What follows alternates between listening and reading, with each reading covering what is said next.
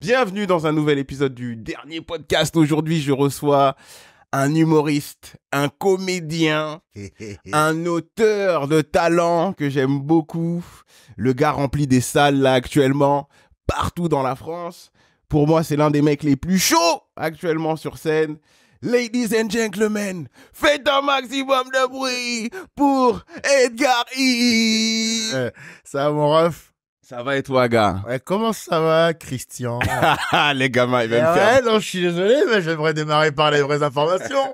Faut que, pour ceux qui nous écoutent, moi, je t'ai toujours connu sous le blaze de Dikosh. Et il y a 2-3 gens comme ça, en vrai, dans le game, Dikosh, Donnell Jacksman. Je me disais, putain, ils ont des noms quand même solides, parce que moi, Edgar Yves, bon, après, ça se porte mieux à 30 ans, mais à 14 ans, j'avais quand même beaucoup de mal. Mais Dikosh, ouais, ça énervait. Et j'arrive, on fait le montage, ton pote dit, ouais, Christian, tu veux que je le mette tout ça? Je fais, comment ça, Christian? Comment ça, Christian? Can you repeat the question? Christian? Ah ouais, donc c'est pas Dikosh, c'est Christian. C'est Christian. Ouais, Ouais, faut dire les vraies infos aux gens, putain. C'est marrant parce Ça que... vient d'où, Dikosh, alors? Ça vient de Lingala Koshi. C'est du Koshi, en fait. Tu sais ce que c'est qu'un Koshi à la base en Non. français? Koshi, c'est la bosse que t'as derrière le crâne, là. Ah ouais? Ouais. T'as vu Thierry Henry? Oui. Il a une forme de crâne particulière, on dirait Ouais. un obus qui part vers l'arrière. C'est ça. Qui s'étend.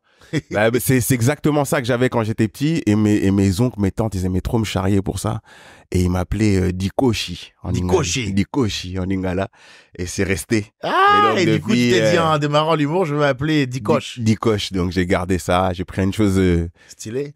négative, j'en ai fait quelque chose de stylé. Enfin, c'était pas négatif, mais c'était sympa, tu vois. Et... Stylé. Bon, Ouais. faut pas que ton public pense que je me la raconte, parce que, en fait, j'ai des lunettes un peu fumées, là. non. Pour ceux qui ne voient pas, j'ai des lunettes un peu fumées. Je suis allé chez Moscott hier, c'est une marque de lunettes, là. Tu choisis des verres, Mhm. ils les fument un peu. C'est pas des trucs de vue, hein, c'est juste pour le style. Franchement, Ils les fument un peu et tu peux les porter en intérieur.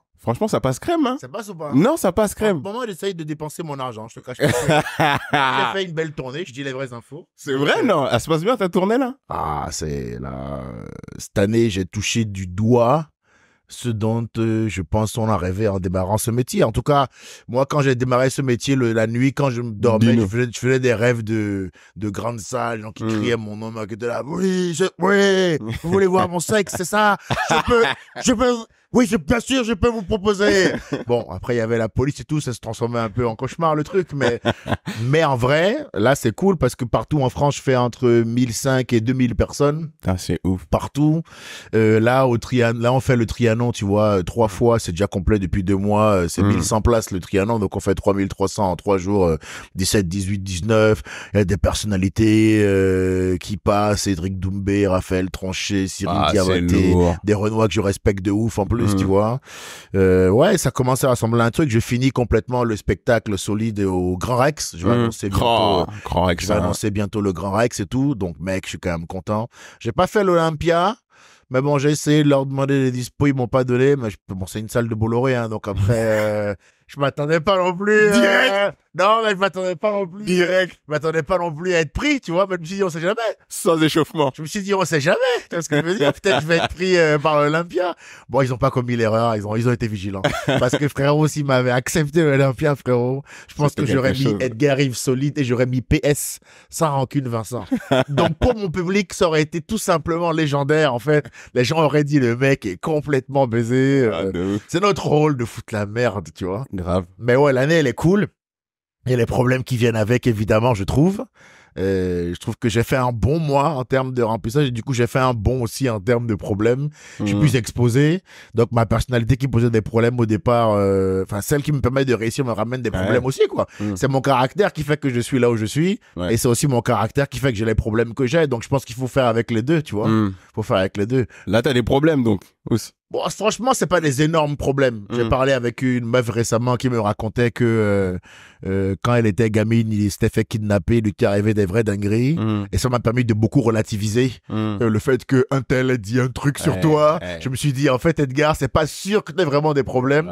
Et en plus, moi, je me suis embourgeoisé, même parce que moi, j'ai vécu à la rue pendant 1 an. Quand j'ai dit à autre vieux que je voulais faire de l'humour, on m'a mis dehors avec 5 € sur mon compte. Il a fallu que je me gère.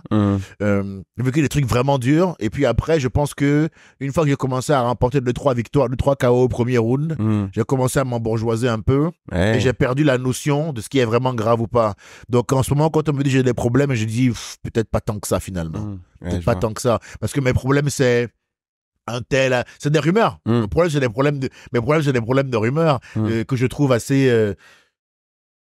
Je trouve ça assez difficile, mais après, l'être humain, il est comme ça. Nous, on vit dans un milieu où quand quelqu'un, il t'aime pas, je sais pas c'est comment dans les autres milieux, mais dans notre milieu, à nous, quand quelqu'un, il t'aime pas, le premier type d'attaque appliqué chez nous, je sais pas comment ça se passe ailleurs, c'est la calomnie. Ouais. C'est la première chose. C'est un mec qui va dire à un autre mec en terrasse, moi, je trouve qu'il est ci, je trouve qu'il est ça. Les plus coquins, ils vont carrément t'inventer une histoire. Les moins coquins, il y a différents stades de calomnie, il y a différents niveaux de diffamation. Il y en a qui vont au dernier niveau, ils en ont plus rien à foutre. Un soir, on était en forêt, il a mis un doigt dans... Il m'a obligé à observer la lune. T'es là, mais il n'a pas de doigt. Oui, bon, il l'a repoussé.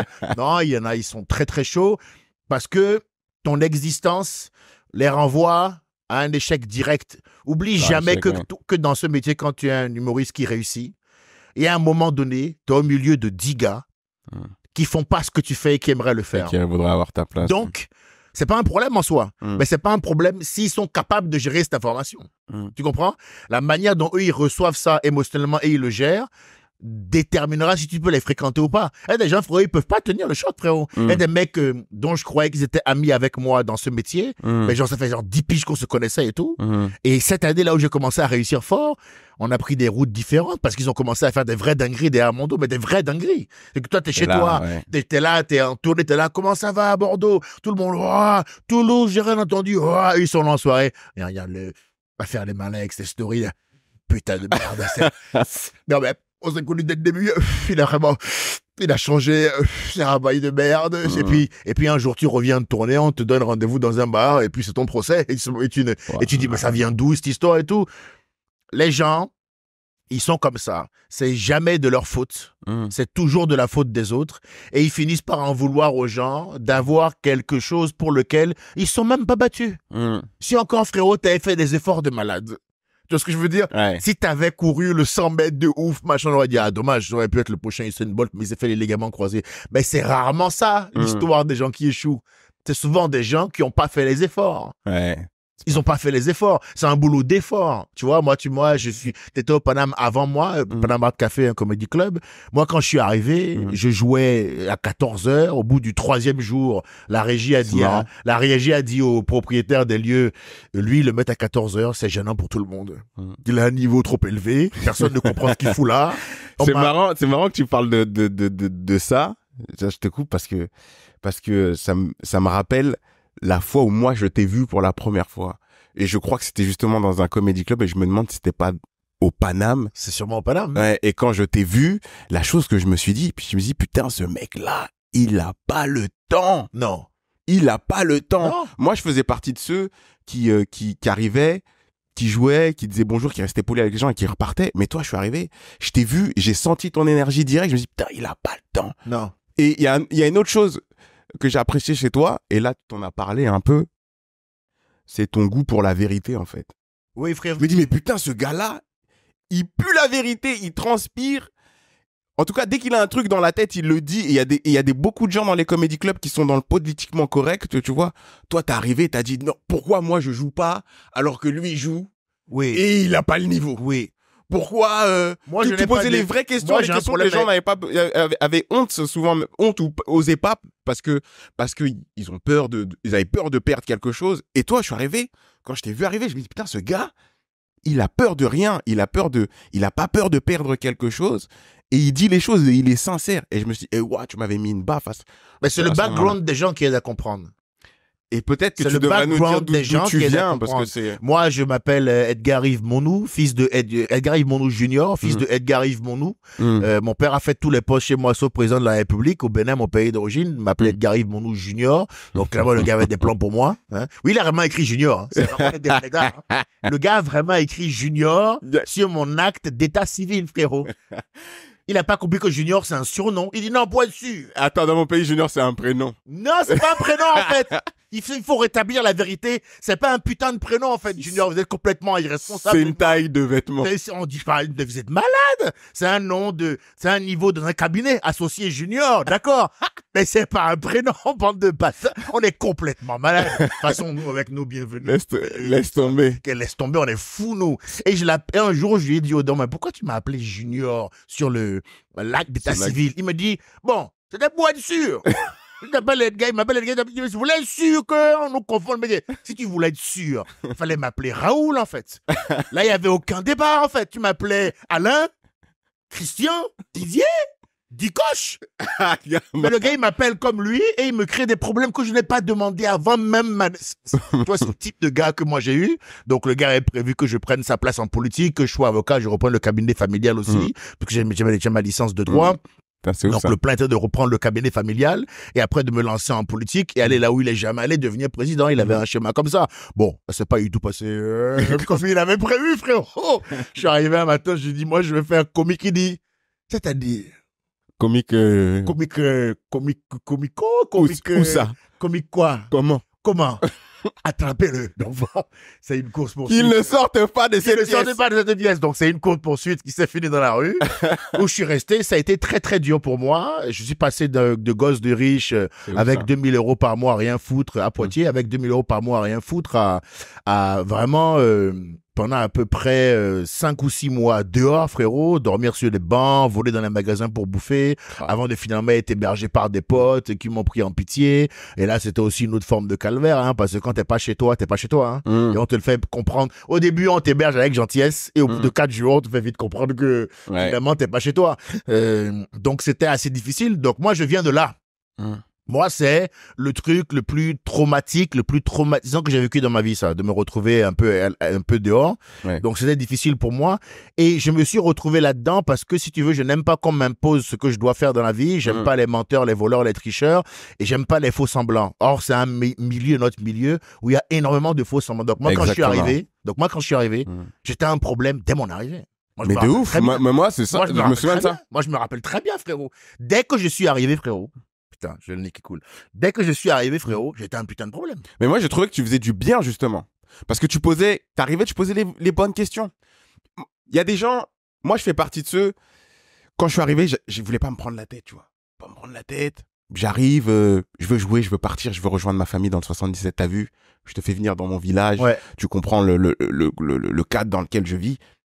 Quand j'ai très vite compris que c'était, tu vois, on en parlait juste avant, c'était tout le monde voulait devenir calife à la place du calife. Dès que j'ai compris que c'était cette règle, moi j'avais quitté l'entreprise pour venir dans le game. Et dès que j'ai compris que c'était le même schéma en fait qu'en entreprise, j'ai dit vas-y, laisse-moi venir faire mon truc que j'ai envie de faire parce que j'ai un rêve quand même et j'ai une passion. Et après je rentre à la maison, tu vois. Mais toi t'es arrivé avec un aura déjà dès le départ. Dès que t'étais là, on savait que t'étais là. Et quand tu parlais, c'était que la vérité qui sortait. Je me dis, putain. Non, ça pose un problème. Effectivement, c'est peut-être comme tu le dis. Oui, t'étais problématique. Mais pour moi, problématique dans le bon sens. Mais parce problématique, c'est un mot qui me colle à la peau depuis que j'ai démarré ce métier. Ça n'a jamais... C'est-à-dire, ce mot ne m'a jamais décollé à la peau. Tout le monde a toujours dit, il est problématique. Et parce que, en fait, ce que je vous dérange parce que... Enfin, je dérange ces gens-là, notamment récemment les pseudo, je dis bien, féministes de notre milieu, parce que deux pieds dans le plat. Parce que moi, toujours. Moi, tu me connais, moi, il y a aucun problème pour ça. Oui. Toujours. Le matin, le soir, le midi, quand tu fais, moi. Tu sais, Dicoche, ça, il y a pas de. La casserole. Emmenez-moi la casserole. On met les pieds dans le plat quand tu veux, à n'importe quelle heure du jour et de la nuit. Obélix. Oui, c'est ça. Tomber dans la vérité. Donc voilà.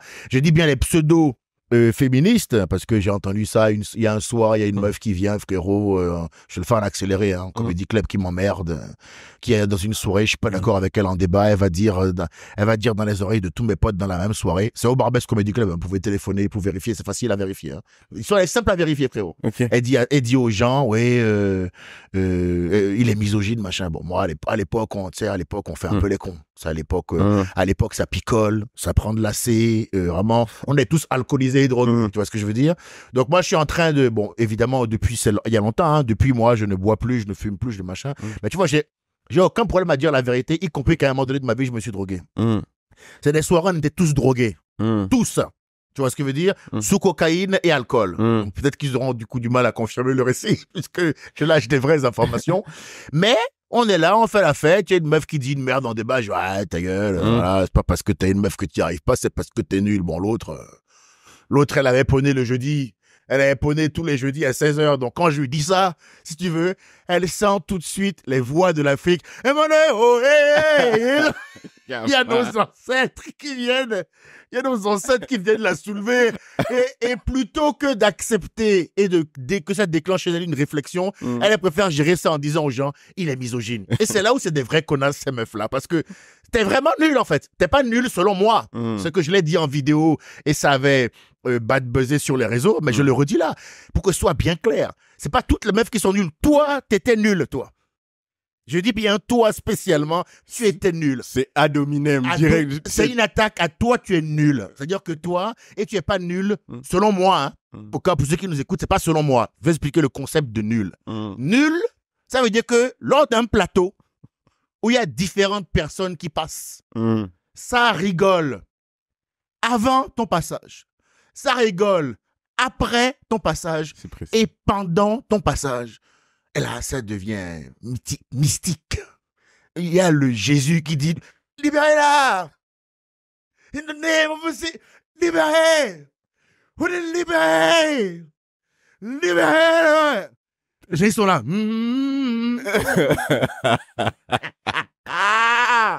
Le gamin, il a dit, ça chante le gospel. Ça chante le gospel. Pendant que tu joues, tout le monde est là. Parce que tu es nul. Tu n'arrives pas à enchaîner 2-3 passements de jambes corrects. Tu te prends les pieds dans la pelouse, le menton directement. Tu es nul. Tu fais tomber aucun rire. D'accord? C'est ça être nul dans notre métier. Sévère parce que on fait un métier où tant que t'es personne, frérot, t'es traité comme une merde. Ouais. Ce que j'ai pas aimé dans certains articles, c'est que ils ont voulu nous faire croire qu'il y a que les femmes qui ont souffert dans ce milieu. Frérot, quand on est arrivé au début en comédie club à Paris, ça a été difficile pour tout le monde parce qu'on fait un boulot où peu importe ton sexe, tant que t'as pas mis de but, on te traite comme une merde. Je me suis pas embrouillé avec le Paname, moi. Je suis pas barré avec tête contre Derka. Partout, je suis passé dans ce milieu, on m'a marché dessus. Dans toutes les zones. Pourtant, j'ai ravalé ma salive. J'ai rien dit. J'ai bu de l'eau fraîche là-dessus. Je suis allé m'entraîner au Mont Fuji avec Maître Lee. Et je suis revenu. Et faire des nouveaux katas. Et maintenant, partout où je passe, on me respecte. Tu veux jouer? Non, merci. Tu veux jouer? Non. Je suis juste venu boire un verre, de rigoler avec les copains, je m'en vais. J'ai pas besoin de jouer chez vous. C'est ce niveau-là que j'ai atteint parce que je suis ravalé ma salive. C'est pas seulement les meufs qui ont vécu ça, tous les mecs l'ont vécu. Et donc, je disais donc qu'il y a une loi dans notre milieu qui est très simple, qui, même si elle est sévère, elle est comme ça, elle est immuable. Vous pouvez faire tous les papiers que vous voulez, sortir toutes les chartes que vous voulez. À la fin, ce sera la même loi. Dans ce métier, soit tu claques, soit tu es claqué. Ça là, tu peux faire tous les articles que tu veux. Tu peux te victimiser, sauce mayo, harissa, algérienne, barbecue, pommes frites, c'est une des meilleures. Pommes frites, c'est une des meilleures. C'est Tu peux te victimiser à toutes les sauces que tu veux. À la fin de la journée là, tu te retrouves en face du même problème. Hein. Faut faire une bonne blague. Ah, je suis obligé? Oui, madame. C'est monsieur, vous êtes obligé. On ne peut pas. Non, on ne peut pas. On ne peut pas. On ne peut pas. On ne peut pas, hein? On ne peut pas. Tu dois faire une blague. Oh. Bon, comme je suis dehors, j'ai senti que c'était... Ah, voilà, on y revient là. Écoute, il y a des gens, s'asseyent du soir au matin, ils tentent de faire une vanne entre 14h et 16h. 14h, ils y vont. 14h30. Vers 15h, 22h, ils disent, bon, en tant que femme, oh, Denise, ressaisis-toi, Denise. Non, tu sais pas ce que j'ai vécu en tant que femme. Non, Denise, c'est ces meufs-là qui m'emmerdent. Je comprends. Tu comprends? En tant que, si j'ai vécu des choses, toi, t'as rien vécu, toi. Il y a des femmes qui souffrent vraiment. Je côtoie des femmes qui souffrent vraiment. Dans ma famille, frérot, il y a eu des viols, il y a eu des vrais dingueries, frérot. D'accord? Donc, quand je vois une meuf qui raconte de la merde, à qui il n'est rien arrivé, je lui dis, hé, toi, il t'est rien arrivé, toi. Toi, on devrait te mettre dans une pièce où on te fait visionner les témoignages de femmes qui ont vraiment vécu des trucs. Et après, on vient, on te dit, vas-y, répète maintenant. Répète maintenant que hier soir en soirée, t'as dit à un mec, je t'aime pas, et t'as répondu, va niquer ta grand-mère, et que du coup, tu considères qu'il t'a harcelé moralement. Vas-y, répète. Répète, on te met les témoignages, répète. Elles pourront pas le faire, tu comprends? On vit dans un monde où plus que jamais, dit Coche, il faudra avoir le courage de la nuance. Il faut avoir le courage de la nuance. Pourquoi on devrait considérer les choses comme étant absolues comme ça? Il faut nuancer. Il y a des femmes à qui il arrive des vraies dingueries, et celles-là, mec, je suis prêt à mourir pour les protéger. Mais je combats tout aussi violemment celles à qui n'est rien arrivé, qui instrumentalisent un combat noble pour essayer de fixer le rêve ou de faire en sorte que le monde s'ajuste à elle. Il y en a qui disent, oui, le communiqué, c'est pas une safe place. Ça a été une safe place pour qui, ma soeur? Tu connais une femme, toi, qu'on a accrochée à un croc de boucher parce que c'est une meuf, toi, en comédie club? J'en connais aucune. J'en connais aucune, frérot. On voit des articles. Oui, ils disent en loge, je vais enculer cette salle. Si toi, le fait d'être arrivé dans une loge où on dit je vais enculer une salle, ça a niqué ton rêve, honnêtement, il n'était pas solide. Je suis désolé de te le dire, mais c'est la vérité, ça, frérot. Ce qui compte, c'est le taf. Mec, qu'est-ce que moi, on m'a pas fait dans ce milieu, frérot? Et c'est les mêmes personnes là qui te disent qu'elles n'aiment pas la violence de ce milieu, qui emploient des méthodes on ne peut plus violentes. Cyberharcèlement. Elles viennent systématiquement à 15 contre 1. C'est jamais du 1 contre 1, frérot. Toujours 15 contre 1 parce que on est quand même un peu mieux. En équipe, c'est toujours ça. Mensonge, calomnie, ça les dérange pas. Si ce que tu veux vraiment, c'est la vérité, pourquoi tu mens pour faire un papier? Si ce que tu veux, c'est améliorer une cause ou la défendre ou la faire, ou faire valoir ton point de vue, pourquoi tu mens? Si vraiment ton camp, c'est la vérité, t'as pas besoin de mentir. Alors, dis la vérité, frérot. J'ai posté la vidéo, moi, il y a quelques temps, là, où je disais ce que je t'ai dit, là, qu'il y en a qui mentent et qu'il y en a qui disent de la merde. Il y a que les nuls qui sont venus commenter en dessous de ma vidéo. Qui sont venus dire, oui, d'où ce qu'on ressent? Oui, mais toi, on te connaît pas pour un seul de tes sketchs, toi. D'accord. Moi, frérot, je vais te dire un truc. Les gens peuvent dire beaucoup de trucs sur moi dans ce milieu. Tout le monde te donnera une idée sur mon caractère, machin et tout. Mais est-ce que tu as déjà entendu un mec dire que je suis nul? Ou une meuf? C'est déjà arrivé, ça? Non. Voilà. En tout cas, pas à mon oreille. Voilà. Voilà. Ceux qui me connaissent, frérot, ils me connaissent pas parce que je me suis mis dans une position victimaire ou quoi que ce soit. Ils me connaissent parce que je prends la parole, je dis des trucs, j'essaye d'avoir un propos sensé. Ouais. J'ai le souci de mon prochain, j'ai un esprit noble, je tente d'améliorer les choses et je tente d'obliger les gens à la nuance, même quand ils la veulent pas. Le principe de soit tu dis ce qu'on veut que tu dises, quel que soit le sujet, soit t'as une merde là. Frérot, c'est pas possible de fonctionner comme ça. Il y a que les sites qui sont aussi absolus. T'es avec ou contre nous, ça veut dire quoi ça? Tu vois ce que je veux dire? On vit dans ce monde-là, les comédiennes, ils sont vachement comme ça. C'est pour ça que c'est un milieu qui est insupportable. Parce que ils n'ont aucune forme de nuance. Comme c'est un métier où on bosse avec nos sentiments, il y en a qui ont du mal à débaucher. Il y en a qui sont dans l'affect de A à Z. Donc eux, quand ils ont un souci avec toi, principalement quand on a un problème avec quelqu'un dans la vie, écoute, Dikoche, d'abord il y a deux choses. Des fois il y a des chemins qui se séparent. Écoute, on n'est plus fait pour s'entendre, tu vas à gauche, moi je vais à droite, que Dieu nous protège tous. On pourrait aussi se la jouer comme ça. Mais non, à cause du problème d'affect et émotionnel qu'ils ont, quand eux, ils n'aiment pas quelqu'un, il faut que cette personne-là soit cancel. C'est selon cette théorie-là qu'on va dire, je me suis engueulé avec lui, il m'a répondu, j'ai mal vécu l'engueulade, ne le faites plus jouer. Tu te rends compte du niveau d'ego qu'il faut avoir pour que si quelqu'un t'a pas plu, il doit plus travailler. Il doit plus exister. Il doit plus exister. Il doit plus exister. C'est cet extrême-là qu'on leur dit, mais vous avez pété un boulard, en fait. Où tu dis à 2-3 meufs là qui ont justement voulu me créer des problèmes, tu dis, mais t'es malade, toi. Toi et moi, on s'est engueulé, tu m'aimes pas, mais c'est la fin de l'histoire. Passe à autre chose. Passe à autre chose. Mais il est particulier ce milieu, et je pense qu'on sera d'accord, parce que en plus du travail, t'as autour de nous, t'as la célébrité, t'as l'argent, t'as les garçons, les filles, en fonction de tes goûts, et je trouve que ça vient encore plus fausser nos relations, parce que en vrai, tout à l'heure je faisais le parallèle avec l'entreprise. En vrai, dans l'entreprise, tu retrouves les mêmes schémas. J'allais te dire. Tu retrouves exactement les mêmes schémas. Frérot, mais ils sont juste le monde de l'humour. Ils sont juste amplifiés dans le monde de l'humour. J'ai l'impression qu'ils sont juste amplifiés, ou dans le monde du show business entre guillemets. Mais tout le monde va se reconnaître là-dedans, frérot. Amplifié. Dans une entreprise, il y a un mec qui marche plus que les autres, non? Bon, voilà, c'est pas ce que tu dis là. Non, c'est vrai, mais frérot, Il faut élargir. Puisqu'en plus, on fait un podcast, il faut élargir. C'est valable à tous les corps de métier, frérot. On est d'accord. Qui est-ce qui... Écoute, je vais t'expliquer, c'est très simple. C'est qui celui que la plupart du temps on critique? Où ça? Au taf. Quelle est la particularité de celui ou celle qu'on critique? Écoute, ma meuf, frérot, c'est une Italienne, franco-italienne, c'est une meuf qui gère des équipes. Donc, elle a à peu près une quinzaine de mecs sous ses ordres, mecs et meufs. Elle est ingénieure dans l'énergie. Elle va dans les entreprises pour dire comment ils doivent être plus écolo, machin. Bon, encore une tactique pour prendre un maximum d'oseille.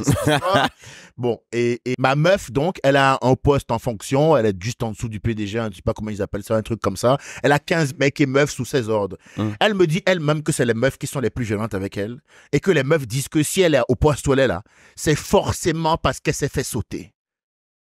Il y a des meufs en 2024 qui disent d'une autre meuf qui est à un haut poste de fonction que si elle est là, c'est parce qu'on l'a baisé. C'est pas misogyne, ça?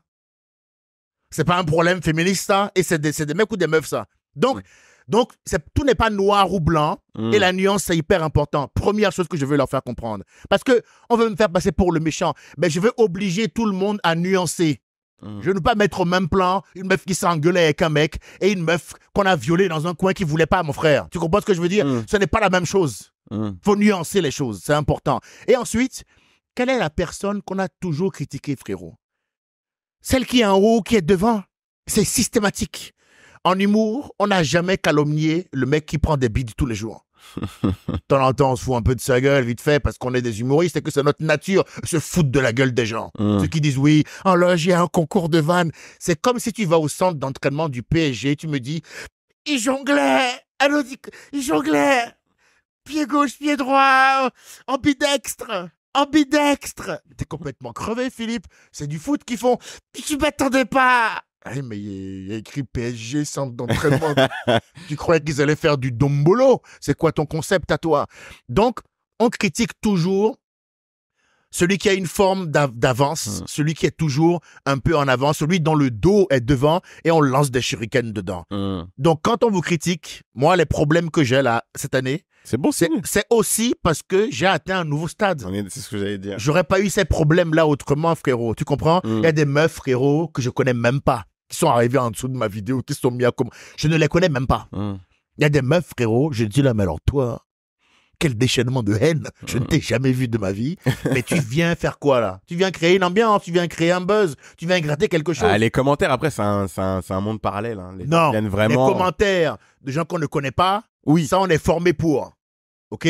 On sait que Internet est violent. Tu as des gens précis. On sait qu'il y a un mec qui peut se lever un matin, il t'aime pas, il fait je vais retrouver ta mère, je vais te faire un petit frère. Et là-dessus, il se fait un pastis. On sait que Internet, c'est comme ça. Pour lui, c'est normal ce qu'il vient de te poser là, comme ça. Il vient, il chie sur ton front et puis il part. Et il repart. Oh, c'est la vie, ça. J'aimerais bien croiser une personne comme ça dans la vraie vie. Dans la vraie vie, oh. Alors, on veut pas trop. Parce que je peux te dire que, il dit, Mike Tyson, Internet vous a trop habitué à manquer de respect aux gens. Je sens qu'on vous casse la gueule pour ça. Grave. Je pense qu'il y a beaucoup de gens, si quand ils mettaient leurs commentaires là, je t'aime pas, on va retrouver ta mère, on va te faire un petit frère. Si quand ils mettent ça là, à la fin, quand ils appuient sur envoyer, on leur dit, il est en bas. Oh.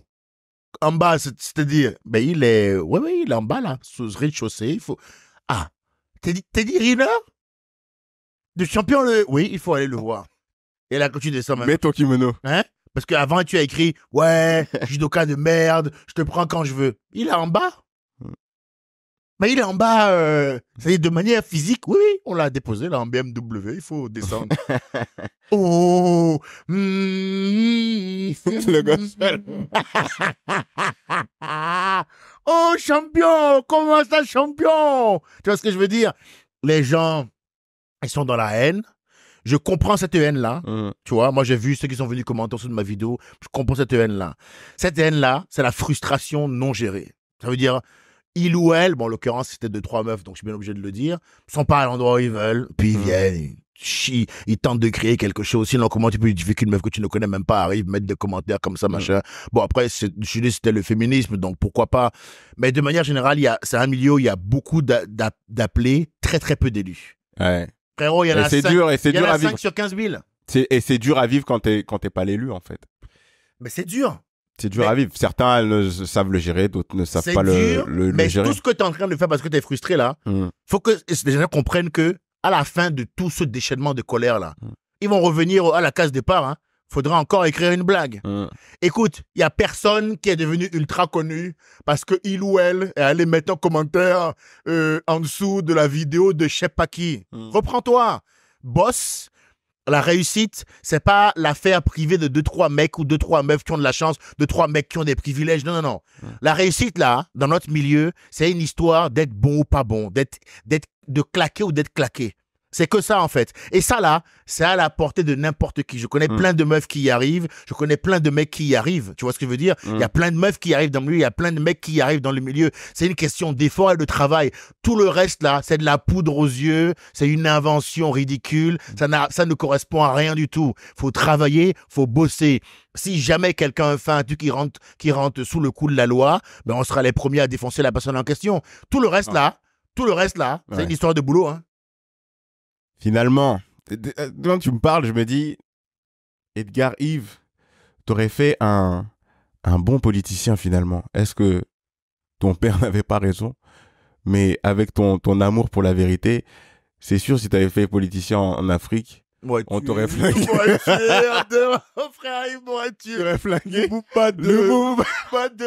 Lumumba Sankara. Oui, Gary, il m'aurait tué en 2 jours. Par contre, ce qui est ironique, et je te l'accorde, c'est ouf. C'est que mon père me bannit parce que je refuse de me plier à ses injonctions, à savoir rentrer en politique, être avocat.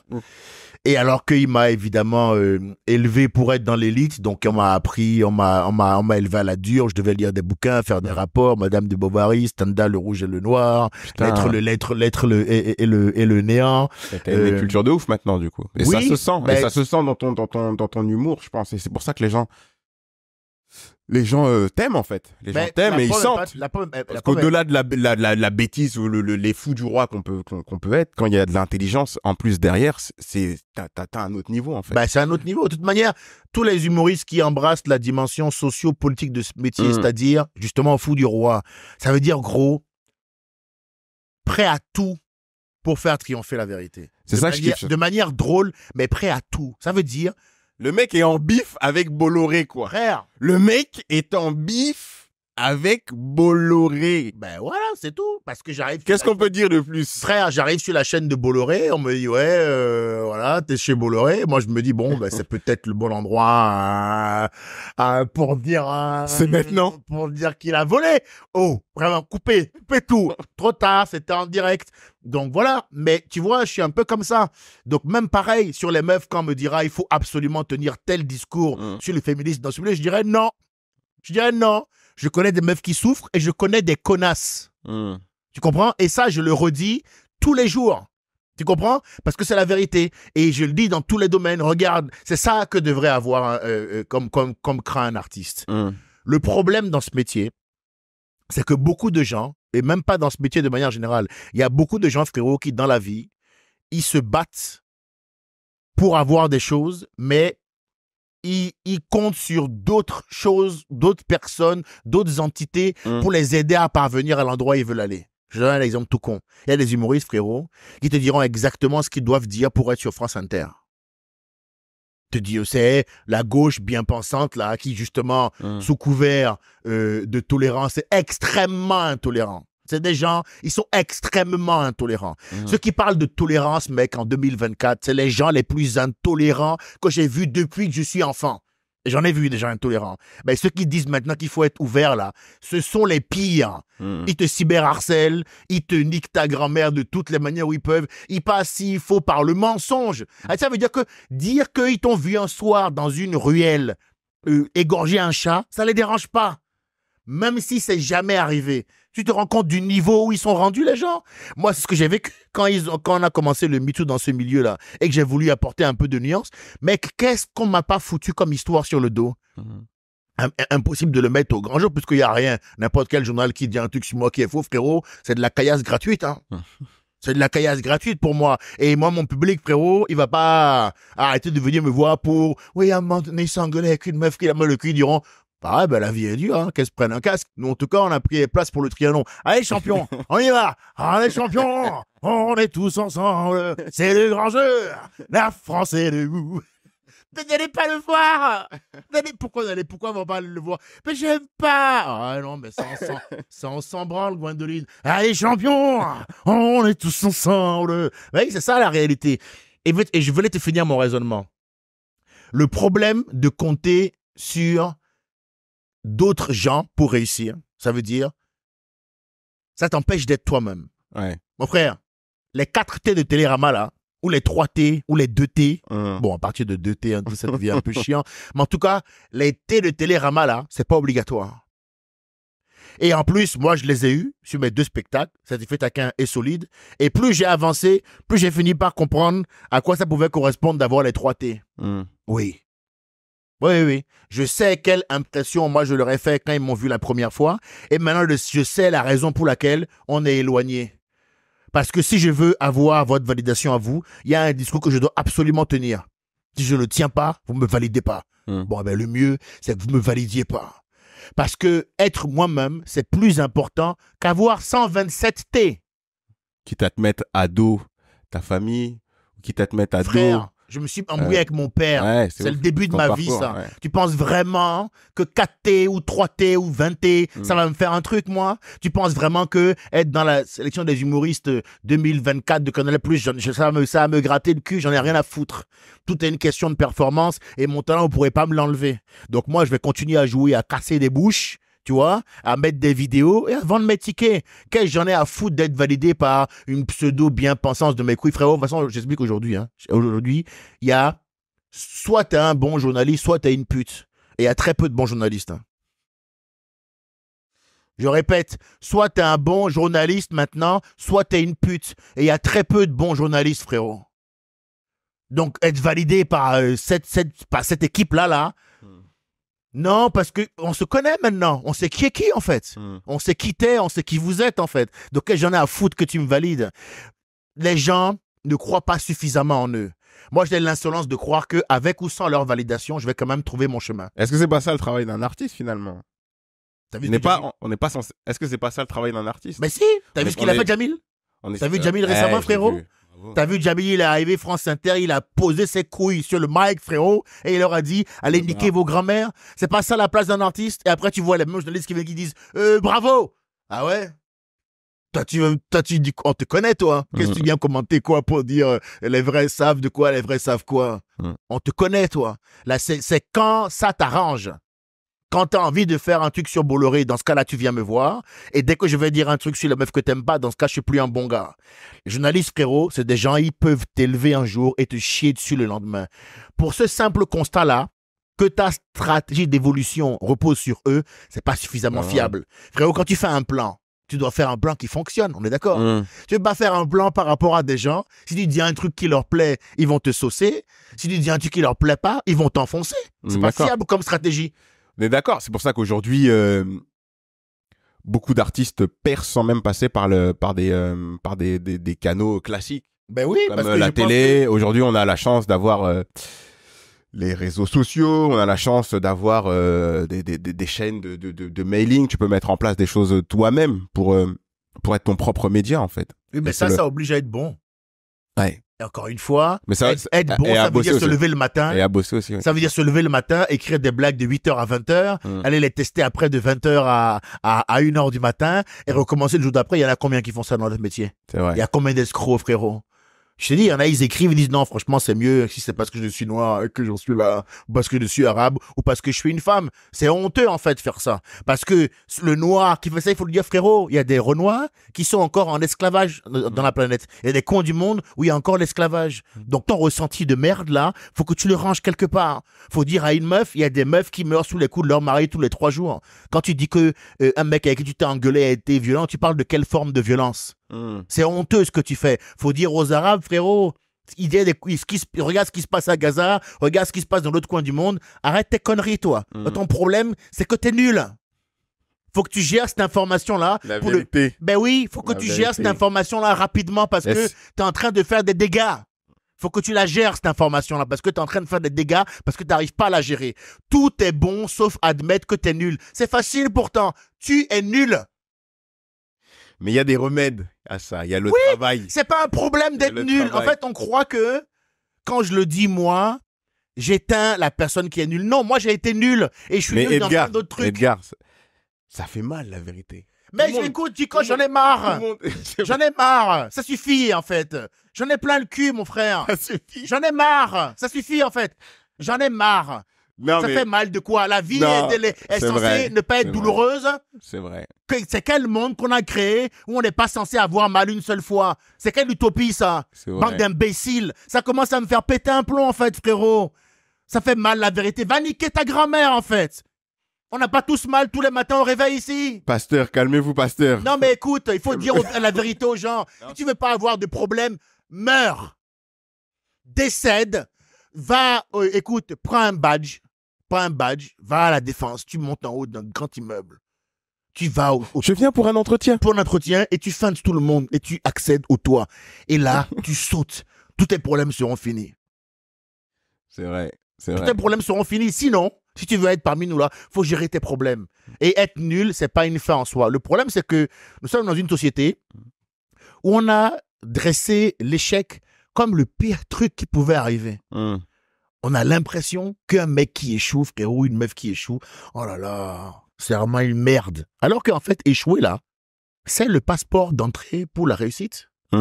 C'est l'antichambre du succès, l'échec. Donc quand on te dit que t'es nul, sois heureux de cette information. Parce que du coup, tout ce qui te reste à faire, c'est progresser. Et quand tu es assez lucide sur toi-même, quand tu as fait une introspection, une auto-analyse qualitative, il n'y a plus grand monde qui peut t'atteindre, hein, frérot. Si moi, je ne suis pas au clair avec le fait que j'ai un peu d'embonpoint, le premier qui me fera une vanne sur mon bide, là, ça a mal passé, hein. Et je serai là. Et c'est de la grossophobie. Moi, je sais pas. Hein. Il m'a dit j'ai débourré. Je peux le prendre comme ça aussi. C'est vrai. C'est vrai. Après, c'est des questions. J'ai débourré. Si jamais le fait qu'il me dit j'ai débourré me dérange, il me reste à développer du gainage, prendre mes jambes, mettre mes baskets et entamer les différents footings que je peux entamer. Voilà. Si tu es nul en humour, ben, il faut trouver un moyen d'être bon. Et si effectivement, au bout d'un certain temps, malgré des méthodologies de travail exceptionnelles, tu n'as pas réussi, peut-être il faut se rediriger vers la soudure. Un CAP plomberie. CAP plomberie. Est-ce que t'as coiffure. Est-ce que t'as des regrets des fois sur tes positions ou sur des fois où t'as pu dire la vérité et t'as vu la réaction de la personne et est-ce que t'as déjà nourri des regrets? Moi, je sais, par exemple, j'ai pas de mal. Moi, je suis un peu de ton côté dans le sens où j'aime bien, surtout avec les gens que j'aime, pas perdre de temps et dire la vérité, aller à l'essentiel. Parce que passer par des chemins ou ne pas dire la vérité, c'est pas aider la personne. Mais même moi, j'ai des problèmes avec ça dans mon entourage parce que je me rends compte que les gens savent pas gérer, en fait. Mais c'est pas grave. Moi, je sais gérer parce que mon père aussi, c'est un daron quinf. Il a été dur avec moi. Il a toujours dur, mais pas dur dans le sens tu sais, le daron cliché qui va te mettre des gifs tout le temps. La vie, c'est dur. La vie, c'est dur. Tu peux pas compter sur les gens. Fais-toi d'abord confiance à toi. Compte sur toi-même et sois fort. Tu sais, ce genre d'éducation. Et donc, aujourd'hui, moi, j'ai pas de problème à gérer la vérité. Mais je vois qu'il y a des personnes qui n'ont pas ce même bagage. Et des fois, je me remets moi-même en question. Je me dis, mais est-ce que leur dire la vérité de manière frontale comme ça rentre dans leur cerveau? Tu sais, des fois, j'ai l'impression de leur dire quelque chose pour les aider. Je leur dis la vérité. C'est censé les aider. Mais comme ils sont pas prêts à recevoir la vérité, eh ben, ils se braquent. Et puis finalement, ils t'écoutent pas, en fait. Donc, en gros, des fois, j'ai ce débat en ce moment. Est-ce que ça vaut la peine des fois d'être aussi frontal en fait avec certaines personnes. Je vais essayer d'apporter un élément de réponse puisque moi je me fais la même réflexion. Il y a une forme de solitude qui vient avec ce type de caractère parce que du coup c'est pas tout le monde qui peut traîner avec toi. Il y en a, traîner avec toi c'est un problème en soi parce que ça les renvoie en permanence à leur propre insuffisance. En permanence. Et donc forcément, comme on est humain, il y a un soir frérot où t'es un peu plus seul que les autres. Où t'es avec une petite musique. You are the sunshine of my life. Ça, c'est un petit son que j'aime bien. D'un wok asiatique, ça. Voilà. Tu es face à la mer et tu te dis, putain, est-ce que peut-être je devrais pas faire un peu des concessions vis-à-vis de moi-même? Ça veut dire baisser les curseurs que je me suis fixés moi-même pour être intégré à ce groupe de gens-là. Frérot, il n'y a aucun moment où c'est un bon calcul, ça. Parce que à la fin, ce que ça va te demander d'être validé par ces gens-là, d'être un peu moins seul, c'est d'être autre chose que ce que tu es toi. Non, pas forcément demander une validation des autres ou obtenir une validation des autres. Ah bon? Mais moi, j'ai un peu ce sentiment que des fois, j'ai envie d'aider les gens par la vérité. Et je vois qu'ils sont pas prêts à recevoir la vérité. Mais tant pis, un ami te dit pas ce que tu veux entendre. Un ami te dit ce que tu as besoin d'entendre. Donc, je suis d'accord. Si à un moment donné, à force de lui dire la vérité, il te voit comme un ennemi ou le problème, c'est que c'est pas un... Non, mais accepte l'information, en fait. Encore une fois, faut pas se prendre pour ce qu'on n'est pas. Moi, j'ai pas une image de moi comme étant un être absolu. Quand on me rejette, j'accepte. Quand on choisit quelqu'un ou quelque chose d'autre que moi, je fais avec. Quand on m'aime pas, j'enchaîne. C'est pas tous les gens que tu aimes qui resteront toute ta vie. C'est pas tous ceux à qui tu fais confiance qui seront loyaux. La vie, elle est comme ça.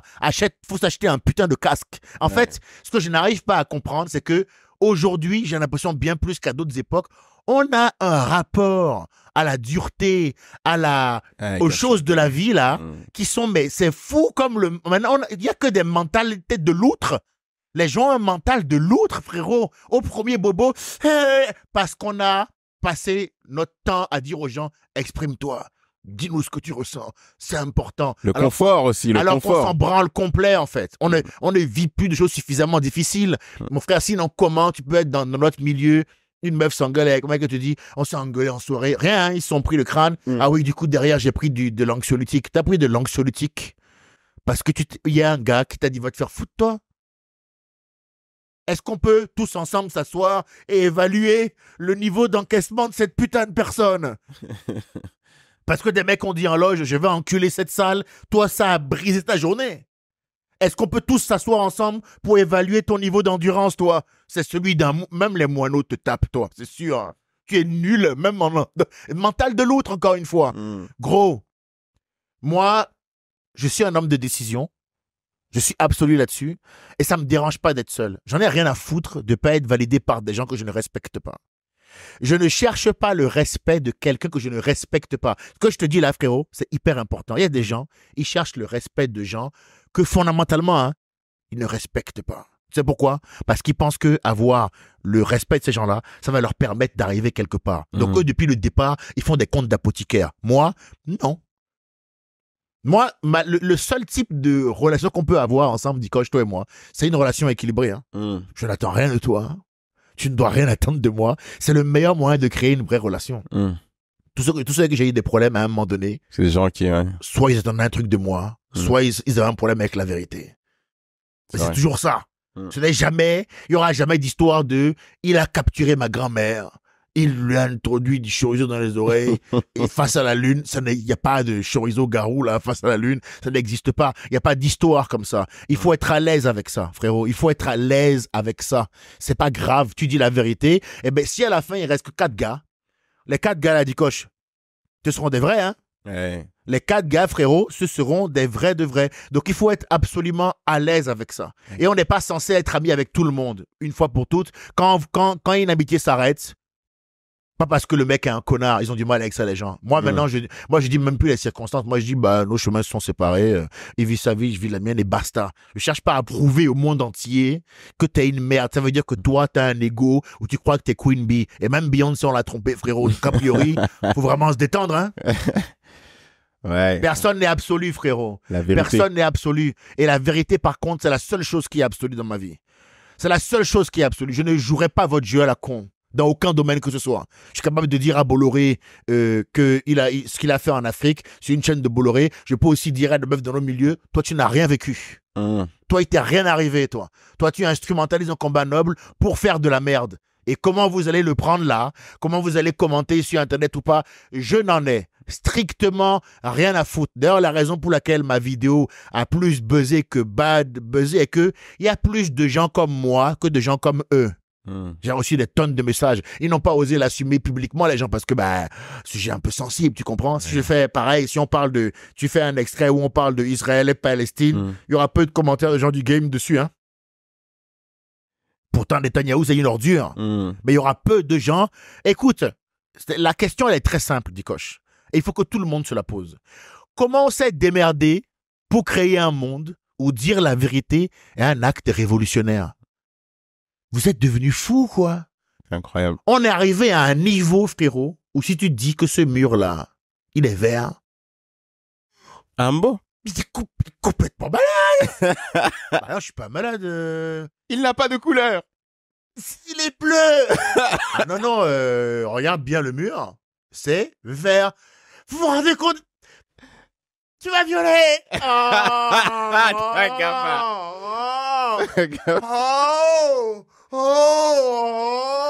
Mais non, mais ça n'a rien à voir. Si je me rappelle, c'est un 15 janvier. Ah, voilà.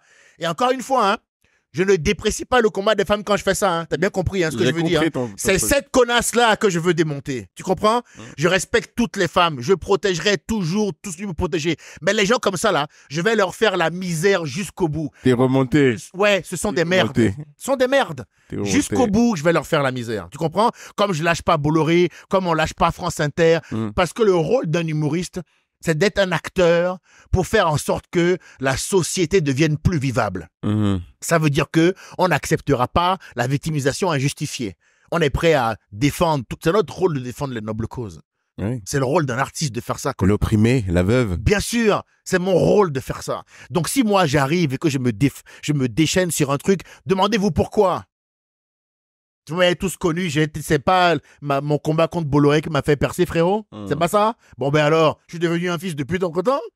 Ben non, juste, il y a des trucs qui sont pas normaux et je le dis. Je te répète une chose importante. On a créé un monde où dire la vérité, c'est compliqué. Mais comment? Est-ce que ce que je te dis là, c'est vrai ou c'est faux? C'est absolument vrai. Merci. Ça te dérange pas? Tu trouves pas ça fou, frérot? Ah si, tu as 2 enfants, tu m'as dit, n'est-ce pas? 2 beaux garçons. D'accord. Tu n'es pas inquiet du monde dans lequel ils vont évoluer? Tu vas leur transmettre quoi? Tu vas leur dire, fiston, quand ça devient un peu trop chaud, fais des concessions? Faut leur transmettre des valeurs. Faut leur transmettre le goût pour la vérité, pour l'honnêteté. Voilà. Pour les choses simples, il faut leur imposer des valeurs. Moi, c'est comme ça que je vois la chose. Et faut pas oublier aussi d'où tu viens, faut pas oublier tes origines. Je pense que si tu imposes un cadre éducatif à tes enfants, et ben il y a pas de raison qu'ils deviennent des gens bizarres à l'avenir. Mais je suis d'accord avec toi et c'est pour ça aussi que j'aime ton parcours et que j'aime ton goût pour la vérité. Je veux avoir cette discussion avec toi. Il faudrait aussi dire la vérité. En fait, si t'es pas capable dans la vie de subir les conséquences d'un refus ou d'une opposition, tu pourras jamais être toi-même. Elles sont simples, les choses. Si à chaque fois que tu vas quelque part, tu dois convenir et correspondre, à quel moment t'es toi-même? Je suis d'accord. Voilà, c'est tout. Donc, les problèmes que j'ai eu, moi, le mot qui me colle depuis le début, vous le connaissez, c'est problématique. Mais il est problématique, pourquoi? Il n'y a aucune histoire de il a pris un couteau, il a planté quelqu'un. Il n'y a aucune histoire dingue sur moi. Il n'y en a aucune. Tu comprends? Il n'y en a pas une seule. Mettez en commentaire. C'est parce que tu fais mal aux gens avec la vérité. Voilà. La vérité transperce. Voilà. Et donc, c'est ça qui fait mal. Je vais m'aller plus loin, Dikosh. Depuis le temps que je fais chier, là. S'il y avait un vrai bail sur moi, tu penses pas qu'ils auraient déjà défilé sur le champ de Mars? On le tient, on l'a attrapé, on le tient. Ben non, ils n'ont rien, frérot. J'ai vu ce sketch et c'était encore drôle. C'était encore drôle. Tu peux pas le tuer. Ben non, c'est pas légal. Tu m'en fous. Tuez-le. De toute façon, il y a les tribunaux pour régler vos comptes s'il y a quelque chose. Mais... Merci. Et qu'est-ce que je voulais dire? Edgar Yves, est-ce que tu prends, on va terminer sur ce sujet, est-ce que tu prends le temps de vivre? Est-ce que plus maintenant, en dehors des scènes, c'est un vrai débat qu'on a commencé à avoir tout à l'heure. Moi, t'as vu, je t'ai invité ici, j'aime bien faire venir mes potes humoristes et les gens que j'aime bien ici dans mon 77, parce que c'est un choix de vie, tu vois. Moi, ça me permet à chaque fois pas me dire me ressourcer, mais en tout cas de faire qu'il y ait une distinction entre ma vie professionnelle et ma vie de famille. Est-ce que toi, dans ce rush, dans la gloire que tu peux connaître aujourd'hui, j'ai beaucoup ce débat en ce moment avec des comédiens qui pètent en fait. Est-ce que tu as le temps de vivre en fait? Est-ce que t'es pas dépassé par les événements? Parce qu'on cherche tous ce moment où on va péter, tu vois. Et après, on arrive au top et peut-être que jusqu'à on prend maintenant, peu le temps non. de vivre. Le problème, c'est que dans la période où on est dans la conquête, dans la quête de ce qu'on veut, on sacrifie absolument tout. Il y a des potes que je connais depuis 20 ans, à qui je ne reparlais plus, parce que j'étais tous les jours en comédie club. À la fin des comédie clubs, je picolais avec les gens du comédie club. Et comme on passait du temps, et qu'on avait une passion commune, et qu'on passait du temps au même endroit, puis qu'on a fini par croire qu'on était amis. Et il te disait en soirée, en bourré, ouais, pour toi, je pourrais perdre un rein, t'inquiète. Le jour où l'occasion de perdre un rein va se présenter. Où le chirurgien a demandé, quelqu'un peut donner un rein? Il ne perdra même pas un ongle pour toi. Et ça, c'est des éléments qui te font revenir à la réalité et qui t'endurcissent. C'est bien la souffrance qui nous fait grandir. Pour ceux qui veulent l'éviter, là, qui s'inventent des vies, là, la souffrance nous fait grandir. Donc moi, ça m'a aidé à comprendre beaucoup de choses. Cette année, mec, elle a été extrêmement dure parce que autant elle a été très bonne sur le plan professionnel, autant sur le plan privé, ça a été très dur. Je n'ai plus aucun ami dans le milieu de l'humour. Parce que je considère qu'ils sont complètement fous. C'est particulier. J'en ai plus aucun. J'ai des amis que je connais depuis 20 ans que je n'avais pas calculé à cause de mon métier. Bah maintenant, j'ai fait amende honorable. Je leur reparle. Ah, c'est comment? Ça va avec ton fils? Peut passer, on fait un barbecue, on discute. Ah, comment tu vas, toi? Alors, t'as une copine à l'école, t'es amoureuse. Je vis des choses simples maintenant et je reviens à ça. Mec, cette année, mec, à cause des problèmes, de la calomnie, du mensonge, j'ai commencé à faire des vraies crises d'angoisse. J'ai commencé à faire de l'attaque de panique, me retrouver à l'hôpital, des arythmies cardiaques. Pour la première fois, je me suis rendu compte que j'avais un corps et une santé pas éternelle, tout ça, machin et tout. Donc, il y a d'autres questions de la vie, moi, qui sont venues me saisir et qui m'ont fait me dire, ok, d'accord. Bon, déjà, faut plus que jamais continuer à dire la vérité, parce que je sais pas pour combien de temps t'es là. Mais le temps où t'es là, il faut les faire zouker jusqu'à la fin. Que toi, on te connaisse comme un DJ qui a mis du son partout où il est passé, qui a mis une ambiance. Faut être reconnu comme un DJ de la vie, qui a mis une ambiance partout où il est passé. Première chose.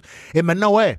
Regarde, je viens te voir dans le 7-7 parce que je me dis, ça va me faire voir autre chose. Je vais venir, j'aime bien Dikosh. On s'est toujours un peu senti de loin. Mais de loin, moi, je t'ai toujours bien apprécié. Donc, je me dis, tiens, tu sais quoi, je vais aller le voir. Ça me changer un peu de faire autre chose. Je suis avec une femme qui n'a rien à voir avec le milieu de l'humour. Sorti avec beaucoup de comédiennes. Là, j'ai fait des tonnes de raisons. On n'est pas normaux, en fait, les comédiens. Ouais, on n'est pas normaux. Je sais même pas si on est fait pour être ensemble. Ouais. Tu vois ce que je veux dire?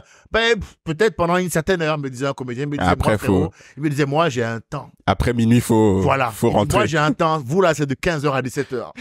Une fois que votre créneau à vous, les comédiens, il est passé, moi, je suis un bouliste. Je joue à la pétanque, je fais autre chose. Moi, je suis un champion de ping-pong, mais je n'ai rien à voir avec votre histoire.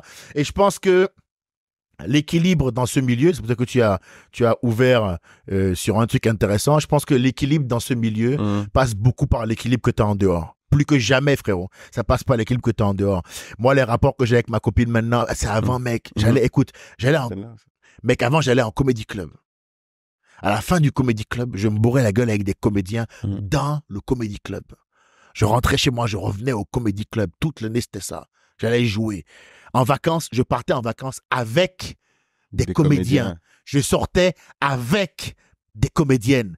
Mec, j'ai fini par exploser, en fait. Ouais. Quand j'ai réussi, tout ce monde-là a commencé à se tourner, me mettre des coups de chlasse. Et je me suis rendu compte que autant j'avais fait les bonnes analyses sur le plan professionnel, autant j'avais eu le courage de travailler correctement, de me mettre en face de mes insuffisances, parce que moi, quand j'ai démarré, je n'étais pas parfait. J'avais des qualités naturelles pour faire ce métier, mais par contre, j'étais nul sur plein d'aspects. Mon jeu s'est amélioré, mes choix de sujets, mes choix de thèmes. J'ai démarré en parlant du zouk comme tout le monde. Hein. Moi, je me suis rendu compte que peut-être qu'il fallait modifier un peu le cadre, et puis je suis arrivé sur la corruption, Bolloré. Donc, j'ai grandi aussi, j'ai beaucoup bossé. Par contre, sur le plan pro, comme c'était pas le plus important, pour moi, finalement, c'était des animaux de compagnie. C'était un délire de frérot. Je traîne avec des gens pour me sociabiliser un peu.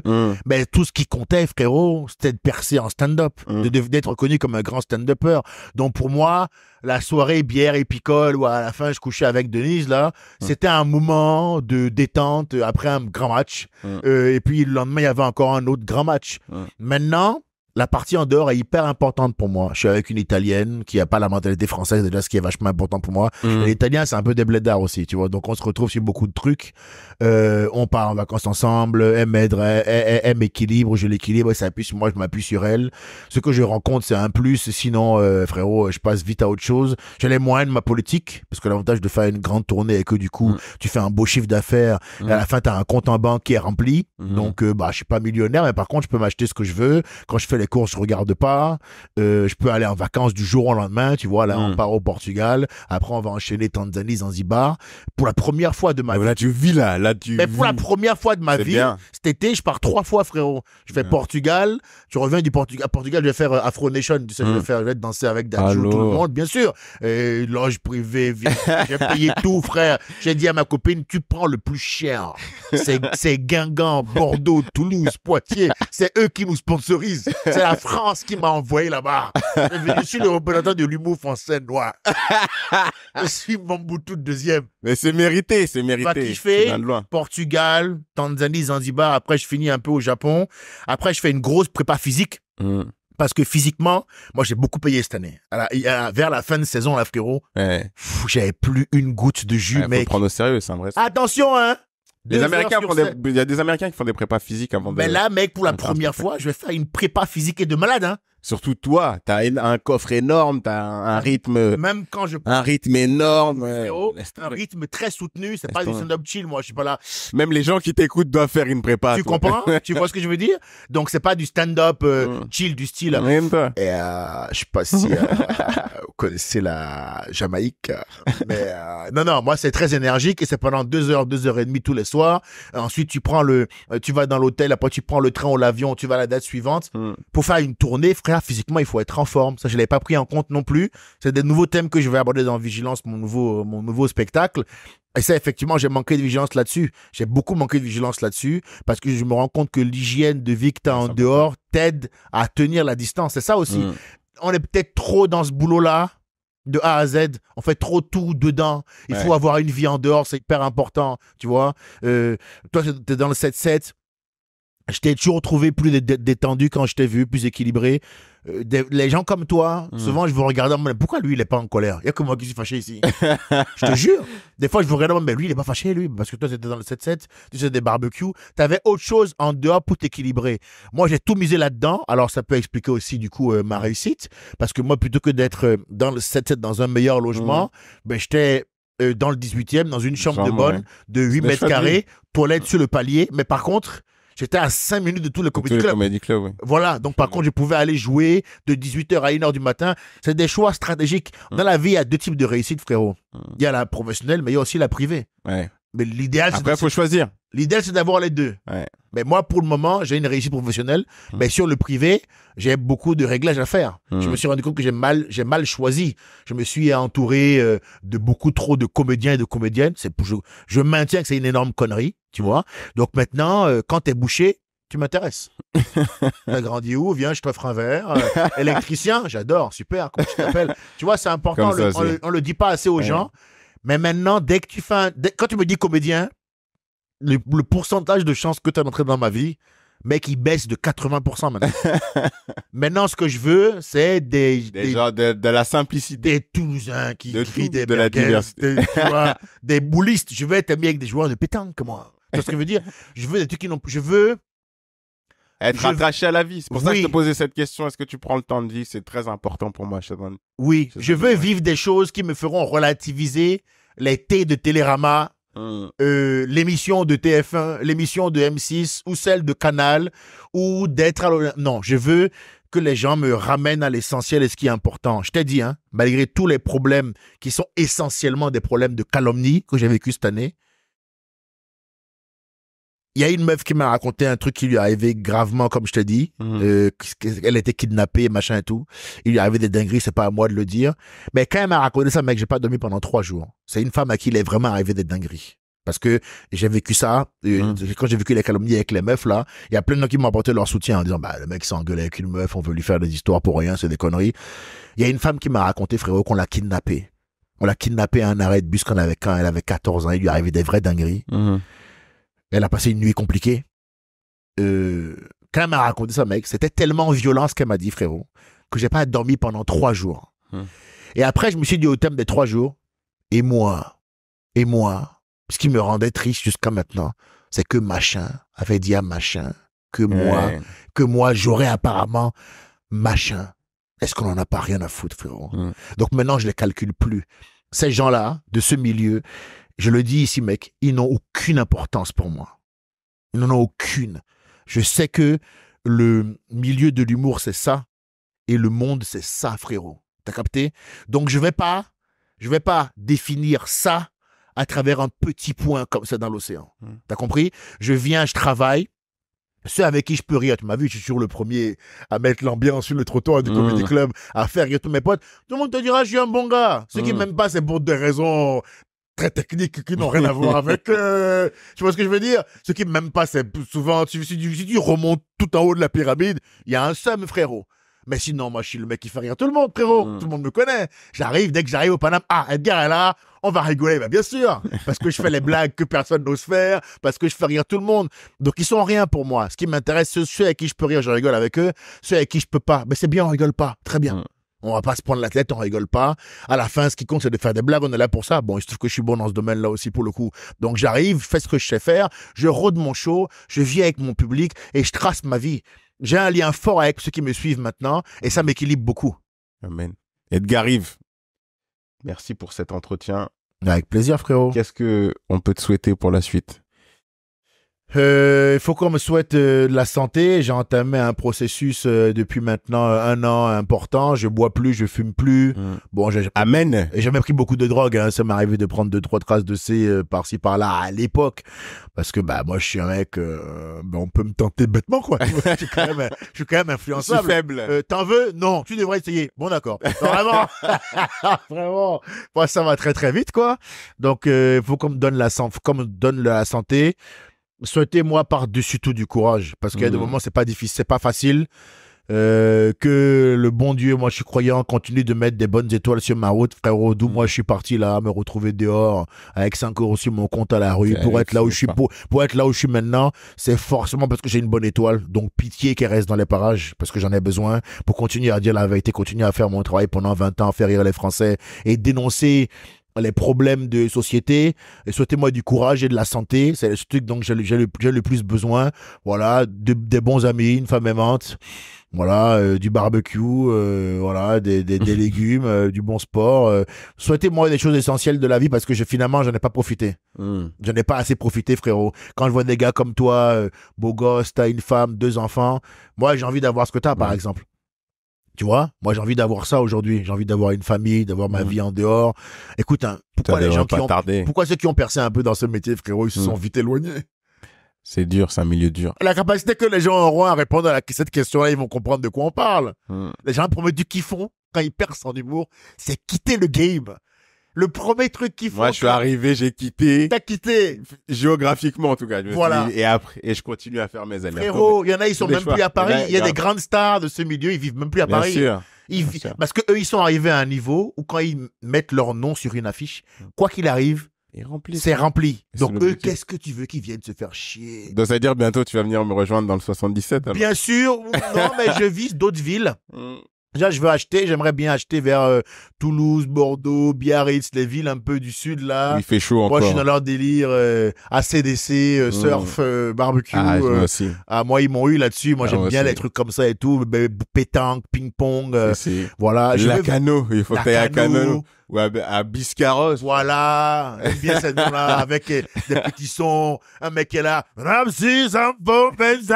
suis là. Dis donc, chérie, il est bien ce monsieur. Donne-lui un peu de fric. C'est pour le pourboire, j'adore.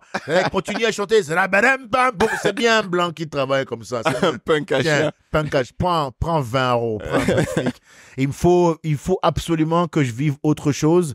Donc, souhaitez-moi ça. Et beaucoup de distance par rapport à notre milieu et d'être vraiment hors d'atteinte des coups, parce que c'est vrai que les gens ils emploient des méthodes qui sont vraiment pas chevaleresques, tu vois, parce que tu peux ne pas aimer quelqu'un, ben si parce que t'aimes pas quelqu'un t'es prêt à toutes les bassesses. En fait, c'est le concept, comme je t'ai dit dès le départ, de je l'aime pas, il doit plus vivre, en fait. Tu vois, ça, c'est fou. Cancel Nation. Mais t'imagines? Ils sont là-dedans, en fait. Si eux, ils ne t'aiment pas, toi, tu dois plus exister. Écoute, il n'y a pas que moi que ça choque, mec. Hein. C'est la raison pour laquelle, quand on débat publiquement, il ne gagne jamais en face de moi. Parce que du coup, tout le monde fait, bah pardon, mais ce que ce jeune homme vient de dire, là, c'est plutôt cohérent, en fait. C'est ce qui fait mon succès avec les gens. Ce qui t'a marqué chez moi, c'est que j'arrive, frérot, et je dis ça, sévère, hein? On avait convenu que, mon frère, vous avez convenu ce que vous avez convenu, ben je vous le dis haut et fort, il est Ce midi mur là, est vert. ce mur est vert. Ce mur est vert. Ce mur est vert. Merci pour ta vérité. Merci pour ta sincérité. Merci de l'accueil, frérot. Edgar Yves Monou Junior. Bâtard! Ils ont vraiment mis Junior, frérot. Ils ont vraiment mis Junior.